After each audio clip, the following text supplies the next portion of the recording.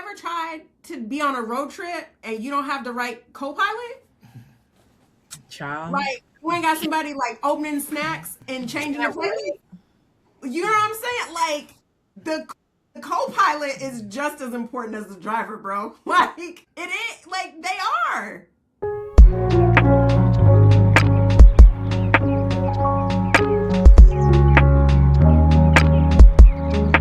Hello, lovers and learners. My name is Beverley Andre, and welcome to my channel. I'm a couples therapist, and today I have two individuals who are going to share a little bit about themselves, their marriage, and what it is to build dreams together as well as individually. So I have Nicole and Shamar Knight Justice here. You guys, please give them a warm welcome. And we're going to kick this conversation off by having them tell you all a little bit more about themselves. So you guys take it away. Tell the people, who are you, what you do, how you be, all the things. Hello, my name is Nicole Knight Justice. I am the CEO and founder of Praxis House. So I run a small learning strategy consultancy that helps small businesses to develop and implement the learning strategy that they need in order to deepen their impact and expand their work. So that is me. And I am Shamar Knight Justice. I am a chief academic officer for a network of schools called Ethos Classical. I'm also a freelance illustrator for picture books, which is something that brings me a lot of joy and I'm really passionate about. And he's a New York Times bestselling illustrator. I was just about to say, I feel like there's like an addendum, that's missing in that. So can we repeat that? Can we own that? So I was trying to keep it concise, but so illustrator, New York Times bestseller, working on multiple books at a time. But my 11th book comes out tomorrow. How many? 11. 11th. 11th book. I mean, I'm forever proud of both of you guys and you all's achievements and the level of inspiration you guys, later on, I'll have them drop their Instagrams and socials and all of that. But these two right here, these are the people that you need to be following today. So we'll give that information later on. But I want you guys to kind of tell us a little bit about how did you guys meet? How did the story of the Knight Justices start? I mean, you guys are like superheroes because I was fangirl about your last names. But how did you guys meet each other? Yeah, so I always tell this story. One because my version is the most accurate version, so it's important Wow. to be able to hear and experience the truth first. So I was teaching in Charlotte, teaching 8th grade English, was doing my thing, second year of teaching. Nicole was trying to figure out if she was going to accept her offer to teach for America, to come up from Florida, to then join the Corps, also teach 8th grade reading. Because of that, they ended up having her observe a classroom. The classroom happened to be my classroom that she observed. She got to be able to sit in the back in one of my comfy chairs in the back. I had a vibe going on, and then I had a lesson, a poetry lesson that really just like knocked her out of her socks, right, and just made her fall in love with me at that exact moment. Before walking out of the room, after observing me, I was able to get her phone number. Nothing to. So you observed her too. I was observing her, observing me. so I saw an opportunity there. I was able to get her phone number and then just showed her around like Charlotte for a little bit. The next day or that weekend, next day. The next day. The next day. That sounds like a date. Okay. Yeah. And then she ended up flying back to Florida, and then we ended up connecting a few months later while both at the Summer Institute for Teach for America out in Tulsa, Oklahoma. Okay. So now we get to honor your perspective, Nicole, because It's mostly correct. mostly correct. Okay. Yes. Everything he said about accepting an offer, about coming up, about seeing a teacher in action, all of that is true. I was very interested before the observation because I said, oh, Shamar Knight Justice, that's a black man's name. So I Googled, and I was very interested. I Googled, and I saw him before the observation. I said, oh, he's cute. That was the extent of that, y'all. There was no falling in love. It was in Just real an time. acknowledgement. It was a, oh, he's cute. Like, like, I'll give him that. He was cute. He was a cute man. So he can have that. And then everything else that he said was also true. And it was just always like just easy. He had offered to show me around Charlotte, and I did like follow up later. I texted him, I said thanks, and he offered to show me around. And it was just like so fun. That was 2012. So like whatever Drake's 2012 album was that Thank You Later, whatever that was like playing in the car. We were just driving through Charlotte, talking, conversation was good, and it felt really like just comfortable even from the beginning. And so I can't say that I was in love at the beginning, but I can say that it was really comfortable and enjoyable always. Okay, guys. So you all met in the classroom, educators, you guys end up getting together. So that you said that was back in 2012. And then somehow, some way, life made it happen. Well, not life, but both of you guys made it happen. And you guys got together, got married, transitioned to Atlanta, correct? So you guys been married for what, 10, 11 years now? 10 years. We just celebrated 10 years. 10 years. So 10 years. I mean, a lot of life to be with someone. A lot of life. And so, like, if you had to kind of categorize what stage of life you guys are in right now, what would you say? I don't know because it's like life just like isn't linear, right? So I think we've been in different stages together of like starting new things and being on, hoping for new things. I don't know. I think this is a season where we're just trying to like really find out if our time is going into the right passions and being used in the right ways, and that we're using our gifts in the right ways. But I don't know. You push me on this if you feel like it's a different season. I feel like that's the season, and then I think because of that, it feels like a season of curiosity, of like asking ourselves those questions, right? Like, is what I'm doing what I want to be doing? Is this the right thing? Do I want to be moving in this direction? Do I want to be moving in a different direction?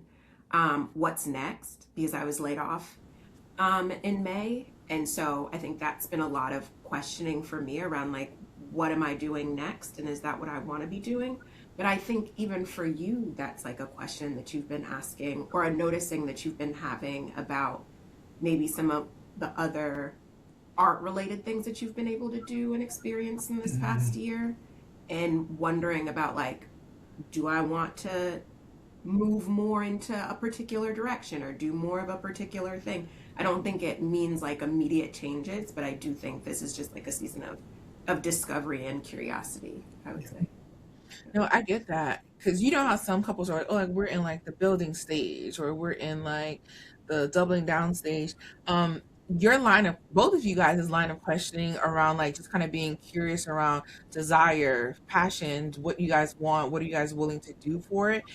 I mean, I feel like that kind of precipitates like a transition. Like Yeah. anytime there's like a life transition that's coming up, there's a lot of curiosity for some people, right? That comes up.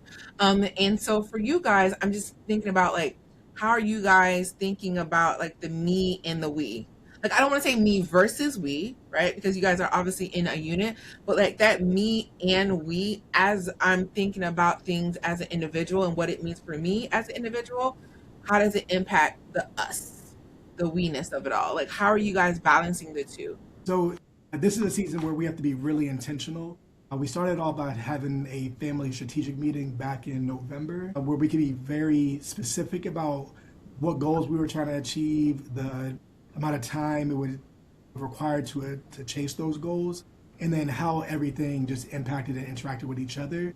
Because this is a season where we can't just go all vibes. Like we have to be very specific about how time's being used, because like ultimately things will just continue to overlap and conflict with each other.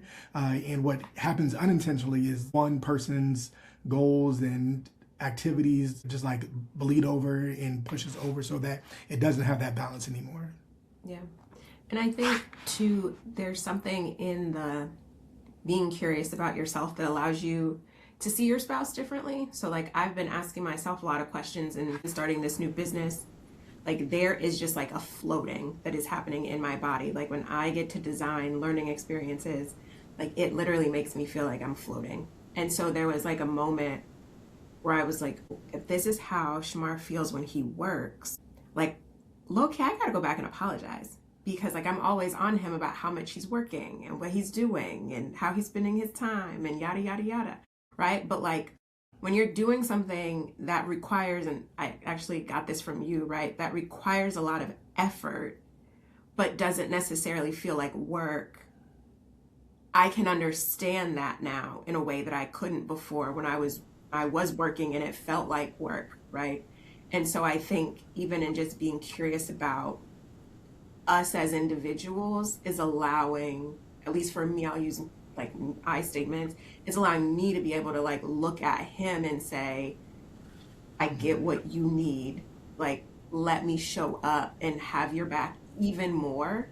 And like, let's figure it out even more. Because I think what I'm tapping into now is, I think, what you've been tapped into for some years, you know? So just thinking about that transition where it's just like, okay, when I was working, like I didn't really understand or like could empathize with the effort versus like the effort and like the passion and the calling as opposed to doing work that you're not necessarily, you know, this is your calling. And so think about just the transition from you guys going from educators to being where you guys are now. What was it like kind of like toggling between, you know, finding work that aligned with what you wanted to do in that moment versus, okay, now I feel like I'm transitioning into my calling. Like what was that journey like for you guys as individuals and as a unit? It didn't feel like transitory for me. Like it felt, it was like a push, honestly.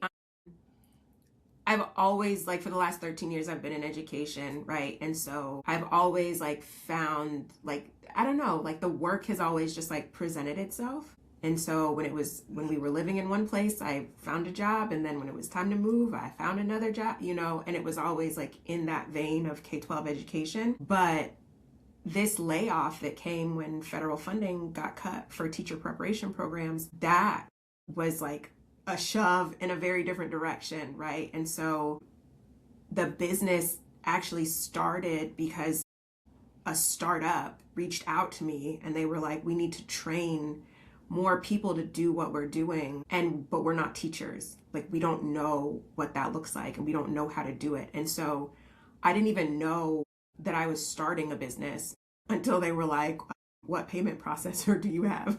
Like, and I was like, oh, I need one of those. I need a payment processor. And so it wasn't like this, like, oh, I'm dissatisfied in my work. Let me go out and explore different things and find different things.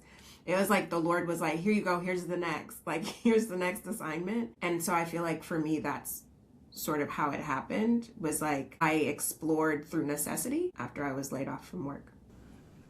What does the emotional support through a layoff, like what does that look like in you guys' marriage? For me, he's like, and you can say what it has felt like for you, but like I couldn't do this without him, right? It's like the same things that I was frustrated by are the things that are like sustaining us right now.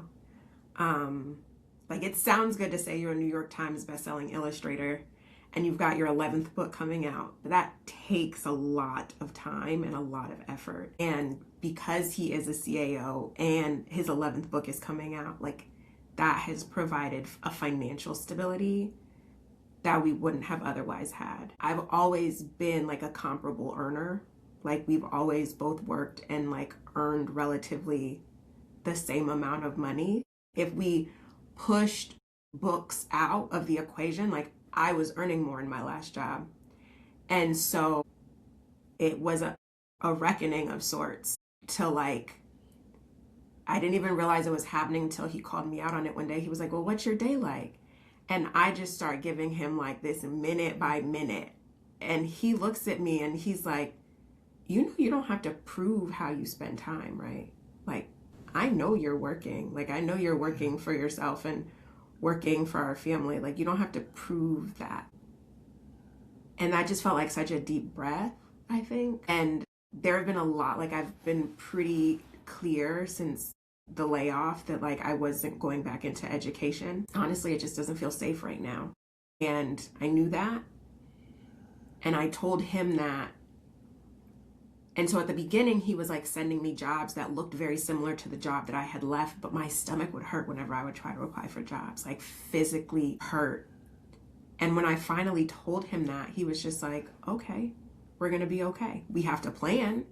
We have to look and see like when is this severance going to run out, or when the things are going to run out. But we can do that, and we can plan, and then we can figure out what needs to be the next step. And just having him, like I've always known that he has my back. There is nothing that he has not encouraged me to do. But that was the first time where it was like, it's okay to pause so that you can figure out what you need to do. Like he's always the one who's like, apply for that thing, submit that application, do blah, blah, blah. Like, of course, you got it. Nobody believes in me more than this man. But for him to also believe in the pause, I don't even have words for what that meant to me, what that means to me, even now as I'm like finding clients and renegotiating contracts. Like, it's not as consistent. Money is not as consistent as it used to be. And God provides, and all of our needs are met for. But just like not having the pressure of having to go get a job I hate, or go do something that I don't really like or care for because I'm afraid that he'll be mad because I'm not working or pulling my weight, like to not have that's a freedom that I can't describe. So thank you. You're welcome. And I think that was my goal too, like to not like bring extra stress or like anxiety to the situation by, I don't know, just like badgering and asking a whole bunch of questions, and just like understanding like we're gonna be fine, we're gonna be okay, and that's been true. Do you feel like there's an added pressure, and this is for both of you guys, do you feel like there's an added pressure when it comes to the support or feeling the weight of responsibility of how you guys show up in your marriage or for each other when it comes to these transition periods? Like, I'm even thinking about just, with the couples that I've worked with, and how some have stated, I want to make sure that I'm there to support so and so. I want to make sure that, X, Y, and Z, like they feel the weight of that responsibility. And I'm just curious if that is something that you feel like is true for you. Not necessarily. I think I feel the weight of like, hey, if I know that if I meet this deadline, I can be set up for this payment, right? So like I'd always like have that in the back of my mind. But to say that I'm like carrying an extra weight right now, I'll say no, not necessarily. Not in that way. And I think ultimately things have stayed like pretty normal, like with this. So I think that has been helpful as well, as far as like we're both still, joking with each other. We're still doing things that we normally do. We're still able to like take care of many of our responsibilities. So I think I've been fortunate to not have to carry that extra weight. I think for me, it's not a weight, it's like a desire. Like, I don't feel pressure, but there have been some moments where I'm like, I'm ready for a W-2 job again. Because like normally I carry insurance for us, and I've always had the better insurance of the two of us because school insurance. And so now I'm like, I want to do that. Or I know some of the goals that we talked about, in our 5-year, 3-year vision setting. I'm like, all right, like tag me in. I want to be the person with the W-2 job for a little bit. No desire to let go of Praxis House in any way, but like I want to be the one with the W-2 job, because that would allow you to like do some of the things that you've been realizing that you really like and care about. And so do I feel pressure? No, not at all. But I do feel like a desire to make sure that like positioning myself to like bring additional income into the house too, not because I have to, but because like I know what his goals are, and I know what he's trying to do, and I know what we're trying to do. And so like I just want to make sure that in the places where I can like carry that, I'm doing that because I know what we desire for our life and what we want to be true for ourselves. You know what I think like you guys do or get so well is how attuned that you guys have become when it comes to supporting each other and thinking about, okay, this is my partner's dream. Like, what are some things that I can do in order to help further that? And just, the earliest memory is the Christmas gift that you gave Shamar when you gave him his iPad, because you heard, I mean, I don't want to get the story wrong because I know Shamar's going to be like, well, this is a factual story. But if you guys kind of quickly give my audience what that was like, you being able to give him this iPad for Christmas that opened up this whole different realm in you guys' life. Yeah, I mean, he had said, when was that? 2020? Yeah. 2020. He said that he wanted an iPad for Christmas. So the supportive side of me went out and found an iPad, right? The skeptical side was like, what is this man gonna do with this iPad? He's not gonna use this iPad. Let me go find it on Black Friday because he's just it's gonna stay in the box, whatever, And then maybe like a week later, he was like, I don't want an iPad. I want a Nintendo DS. But I had already bought the iPad. He said it, and we were in Best Buy. And I was like, that's your problem. You're so ungrateful. Meanwhile, this man didn't know that I had even bought an iPad. Like, he didn't know anything. But he said he wanted it, and I bought it. Because that's just how we operate. Like, yeah. And then he used that iPad every single day. And you can then tell the rest of the story after that, after what the iPad eventually led to. Yeah, so I don't know, the iPad was helpful for me in that season too, because like when the pandemic hit, the schedule of a school was just so much different. And I appreciate the pace of school and the consistency and the routine of it. And not being able to have that by going to a building each day really like threw me off. Like, I'm not a good work from home person. Like, I will just play around all day if I'm at home. And being like, school being that way really created a void. So the iPad and the drawing filled that void for when areas where I was like, all right, I'm finished with my work. Like, what else can I spend my time doing? And there was like no pressure with it as well, as far as like, I'm just drawing things just to draw things and practicing and watching tons of YouTube videos as well, right? But then, I just started posting things online, and it just started to pick up as far as people seeing it and authors seeing it. Like, the author who ended up signing or presenting the first contract for a book was a former coworker of mine, and her just being able to trust me with that process, knowing that I was brand new to illustration. One just showed me just how like good things can get, even when I had no plan for things to look that way. I think about how it's like, okay, like you got the iPad and you're like, oh my gosh, like this is why I should have given you this iPad, because obviously you didn't know. I think about like the unsexy parts of supporting your partner and the adjustments that's required of you in order to help create space for them to be able to meet their dreams. And I'm curious for you guys, what was that, the backside of the blessings, the unsexy parts that people don't really see, that comes with, okay, supporting my partner and in their dreams. What was that like for you? For both of y'all. I probably name what the problem is for me. So illustration just takes a long time, right? So like I think I've got it down to where from beginning to end on a book, it takes me like around 300 hours, right? So to be able to get that book done, it's a lot of early morning drawing, it's late night drawing, it's weekend drawing, because all this is happening while I'm working a full-time job. So there's hours between 7:30 and 5 where every day I'm not drawing. So I gotta figure out how to get the art done in those times, which can be like, it's like consuming. So I think part of it is knowing that there is just like this period of isolation that has to happen for me to be able to get the work done. There's also the piece where like how I can change when I'm feeling stressed out over a deadline. I know I have a ton of more work to do, but I'm 2 days away from a deadline where my stress can be more like visible. Yeah.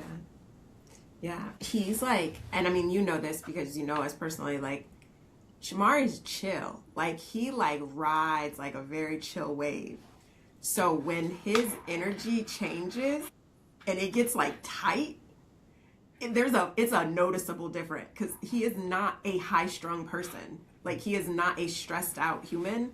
So when he gets stressed out, you're like, man. And I think maybe sometimes that was the backside of the blessing, was like being able to communicate. Like we all talk about what it takes to get a goal or a dream.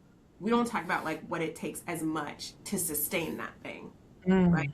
So in his effort to sustain and not try to like offload all of the responsibility of the house on us, he just wouldn't say anything. And then in not saying anything, he wouldn't be as far along as he wanted or needed to be. And so then like this tightness would show up and I was like, who are you and what have you done with my husband? You know, like this is not the man that I married. But it was because he was trying to hold it all. But I think I was doing that too. We like figured that out in marriage therapy. The story he was telling himself was like, I need to not make this bleed all over everything. I think this story that I was telling myself, and this is back when I had a really well-paying job, is like, well, his dreams bring in money and mine don't yet. So his dreams are more important than my dreams. And so then I would sort of like let go of what I was doing, even if he didn't ask me to. Like he wouldn't be asking me to do these things. But I would say like, oh, I can put down writing. I don't have to write today. You go do what you have to do. And I think we were really doing that from like an honest place of like, I don't want you to be stressed out because you have a deadline, or you want me to write so that I can get an agent and sell a book and sell multiple books, right? But I think the unintended impact of that was like we weren't actually like voicing what we needed. And so that added like a level of strain that was hard and left him made like feeling like, I'm just repeating what you said to me previously, like I wasn't acknowledging all of his effort and me feeling like there wasn't enough time for my dreams. And so, yeah, we had to like talk that thing out and get clear, figure out like what we were actually trying to say to each other, because it wasn't that he didn't want me to have my dreams. I didn't want him to have his. It was more like, how do we make sure that we honor ourselves in that process? And so. Yeah, there's a different level of vulnerability and transparency that's needed to say, like, this is what I need and want, right? Like, we hold space for their needs and wants. And I think that becomes the crux of the issue when it comes to how do we prioritize certain goals, like individual, your goals, our joint goals. But you can't figure out the priority unless you are able to be open about what it is that you need. Because sometimes Shamar's dream, not dream, but Shamar being able to finish that deadline right now, today, is a priority. But that doesn't mean that it's, okay, well, goodbye to yours, Nicole. And so it's kind of like that constant communication and being able to toggle back and forth, like on a day to day, to kind of figure out how do we make adjustments for each other. And so, I mean, that tends to be the question, right? How do we prioritize everybody else's dreams? And I think by you guys doing the strategic meeting at the top of the year, kind of being able to lay all of that out, I think that's something that I tell my couples to implement. But I would love for you guys to be able to share a little bit more about like what it is for you guys to have this strategic meeting at the top of the year. Yeah, I think it's like inspiring. It almost feels so. We're big like New Year's like resolution people too, about like being able to have a fresh start to the year. So I do think it's energizing to be strategic, to put our family forward and just like dream big about like what we can accomplish together and the impact that we want to have on other people. So for it, I think even this year we are even more like granular about like what it looks like to accomplish the different goals that we want to reach by the end of the year, just so that we have something that like really strive for. We're also like pretty ambitious as far as us wanting to achieve things and have goals and accomplishments. And I think something that we always joke about it, like we haven't hit our prime yet. The strategic plan also allows us to say like, oh yeah, like we've done some good things, but we haven't even hit our peak as far as where we can individually go, but then also go as a family. I'll be like, man, you ain't even hit your prime. So I was just laughing about that. No, but I think like putting goals on paper and then saying like, what are the key metrics that tell us we're on track to do that, right? Like really helps you get clear about what you're trying to do. And then when new and shiny and exciting things come, you are able to see and situate those things up against what you said you were going to do, and then make the necessary adjustments to pivot or to say like, no, that's not for us right now. And I think that's a really, really helpful thing as somebody who can be like, oh, squirrel, but being able to like anchor in that way is really powerful. And I think being able to do it with like your partner, you know what I mean? Like your husband, yes, but like your homie, your lover, your friend, your best friend, like being able to like look at a task and chart that thing out on chart paper and like put it in the Google Doc and like leave the hotel or leave the conference room or wherever you're doing this from and be like, yo, my brain hurts. Like, good job. We worked hard. Like we did that. It just feels good to know that even though we're growing, we're still growing in the same direction. We're not growing apart, like we're growing together still. Even if there are things that you want to do and I want to do, like that always feels really good to me. Do you guys make it a point to like celebrate when you guys accomplish certain goals? And if you do, like, how does that look like for you guys celebrating? Yeah, so some of our goals are written on like celebratory champagne, like bottles of champagne that we have. So we've like gone through and we've written out goals that we want to accomplish on there. So that's like one way we celebrate. And then also like just setting smaller milestones, always like taking each other out for like celebratory dinner and just like making a big deal of these things and just not taking them for granted. Yeah.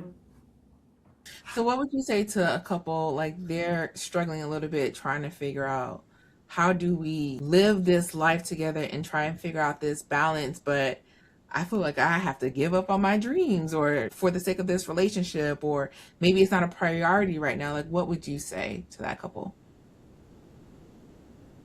What would you say? I would say you don't have to give up your dreams, and you can both have shared dreams as well. And I think the piece of it is like you got to do the math though, right? Like you have to really like sit down, like chart it out, jot it down, because if you aren't strategic about it, you will end up not achieving a dream or not being able to get to that dream, and you're gonna then say, oh, it's because of this reason, right? Or put the blame and shift it somewhere. But I think multiple things can be true at the same time, and there's enough space and opportunity out there for everybody in the family to win, but it's not going to happen by accident. Yeah, and I would say, I remember when we were living in Washington, D.C., we knew we wanted to move to Atlanta, and Shamar had a job interview down here in Atlanta. So I was in his classroom, like sharpening pencils, putting chairs up, just like getting ready, because we taught literally across the street from each other at this point. And one of his co-teachers, or like one of the teachers on his team, came in and she looked at me and she was like, good luck. And I was like, oh, I'm not going to interview like he is. And she was like, no, good luck. Because when he wins, you win. And it took me a long time, like as the person for whom her dreams are just now starting to take shape, but I've always had them. It's like hard sometimes to like receive the good luck when you're like, but I'm not doing anything. Like I'm not doing anything. And what I'll say, especially if that like couple is a believing couple, is like, God hasn't forgotten about you. It's going to come exactly when it's supposed to come. And sometimes your partner is actually there to serve as the proof point that it's possible. I personally needed Shamar to go first. I'm a writer. I write young adult fiction. I needed Shamar to go first. I didn't realize that I needed that, but I did so that I could see that it was possible. Like the number of authors and illustrators who are of color, more specifically, who are Black. I was literally just looking at something before this interview. It's like 12% of art, like authors, are either Black or write about Black characters. 12. That's wild. And so, like, to watch him do this thing, and now my son walks into his room and goes, that's Daddy's book, that's Daddy's book, that's Daddy's book. And all of those books are about young Black kids taking over the world through art. Like, I needed a proof point, and God knew I would need a proof point, and so he sent me Shamar, you know? And so don't look at your proof point as a threat or as a hindrance to your own dreams, is what I would say to that couple. It's like, you don't have to put it down, but there might be seasons if you see that your partner has traction in an area, like, you might have to, like, acquiesce to that, like, pull back a little bit for that, but know that it's not forever. And when your time comes, if you're with the right one, they'll do the same thing. So, like, all week last week, he was doing drop-offs and pickups and whatever, because I had business school, you know? And so it's like more of a give and a take in this season. He's taking less and giving more. In previous seasons, I've given more and taken less. Fair trade never feels like robbery. You know, fair trade never feels like robbery. And you just have to remember that, and remember that, like, if you're with the right one, like, nobody wants you to win more than your partner. So hold that and act like that. Even when you're like, dang, I'm seeing no traction in my life, or I'm seeing no traction in this goal. It's like, your time is coming, and you not just say it because it sounds cute and saved and sanctified, but, like, really believe it and speak life into that thing, and speak life into your partner, and, like, know that it's coming. I mean, that's beautiful. Like, the power of reciprocity and understanding the level of flexibility that's needed when it comes to, like, supporting each other. Like, you weren't not doing anything when you were in the classroom, sharpening pencils and getting stuff ready for his classroom while he is in Atlanta interviewing. That is doing something. And I think it's important for people to understand that how you pour into your partner in the way in which you can create space for them to expand does so much, even if it's not you that's in the driver's seat for that season of life. And so, I mean, the advice that you guys gave, it was beautiful. And I'm just like, oh my gosh, my friends are so amazing.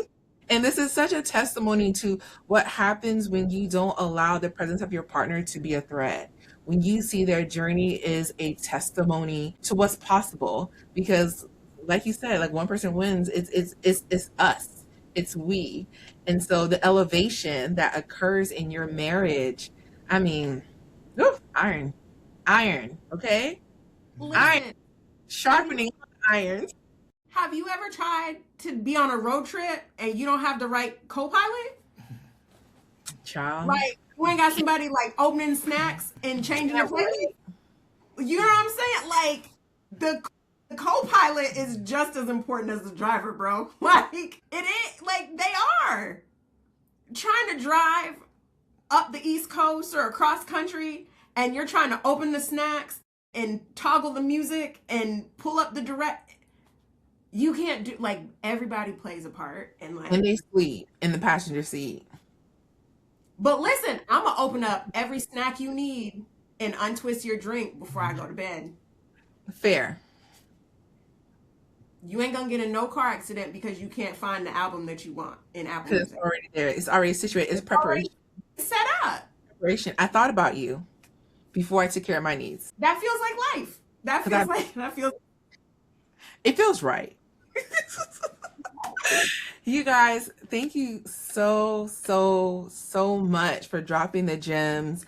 You know, we are living in an age where there's so many, like, budding entrepreneurs, people who are starting businesses, and a lot of things are shifting in their relationships, and they're trying to figure this out. And I just think at the core, reciprocity, not being threatened by each other, being able to be flexible, like those are the messages that I've really heard from you guys. Please let the people know where they can find you all on all the socials and all the things, because I mean, we got books, we got education consultant, we got all of the things that's here, and I need them to come find you. Nicole Knight Justice everywhere. LinkedIn, Instagram, Threads. I'm not really on Threads, but you can find me. You can It's a find me. good time over there, though. I realize, and I feel like my writerly self needs that, so I might go hop on over there. But yeah, and then just also, if you know me in real life, just catch me in real life, because that's where I'm most present, is real life. But Nicole Knight Justice on all the places, no hyphens, just Nicole Knight Justice.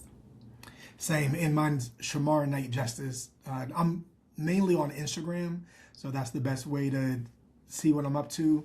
But I also have a website, shamarknightjustice.com.